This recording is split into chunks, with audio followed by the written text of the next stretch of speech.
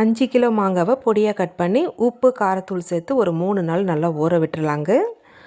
அடுத்து இந்த மாங்காய் ஊறுகாயை எப்படி தாளிக்கிறதுன்னு பார்க்கலாங்க. கடாயில் 1/2 டீஸ்பூன் அளவு வெந்தயம் சேர்த்துக்கோங்க. அடுத்து 1 டீஸ்பூன் அளவு கடுகு சேர்த்துக்கலாம்.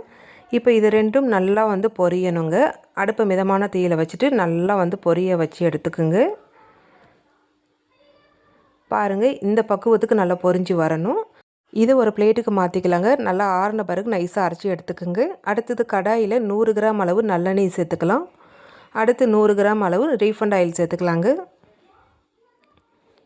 எண்ணெய் நல்லா சூடான உடனே 1 டீஸ்பூன் அளவு கடுகு சேர்த்துக்கலாங்க. உளுத்தம்பருப்பு சேர்க்கக்கூடாது. கடுகு நல்லா பொரிஞ்ச உடனே இப்போ நம்ம காரம் போட்டு வச்சுருக்கிற மாங்காவை சேர்த்துக்கலாங்க. மாங்காவை சேர்த்த பிறகு நல்லா கலந்து விட்டுக்குங்க. அடுப்பை மிதமான தீயில் வச்சுட்டு செய்யுங்க. இது வேகிறதுக்கு ஒரு 20 நிமிஷம் தேவைப்படும். அடுத்தது நம்ம பொடி பண்ணி வச்சுருக்கிற பவுட்ரு இதோட சேர்த்துக்கலாங்க. நான் முழு பவுட்ரும் சேர்த்துக்கல, ஒரு பாதி அளவு தான் சேர்த்துருக்கேன். உங்களுக்கு டேஸ்ட்டு எப்படி தேவைப்படுதோ அந்த அளவுக்கு சேர்த்துக்குங்க. நம்ம ஊற்றின எண்ணெய் பிரிஞ்சு வரணுங்க. பிரிஞ்சு வந்த உடனே அடுப்பை ஆஃப் பண்ணிவிடுங்க. அவ்வளோதான், மாங்காய் ஊறுகாய் ரெடி ஆகிடுச்சு.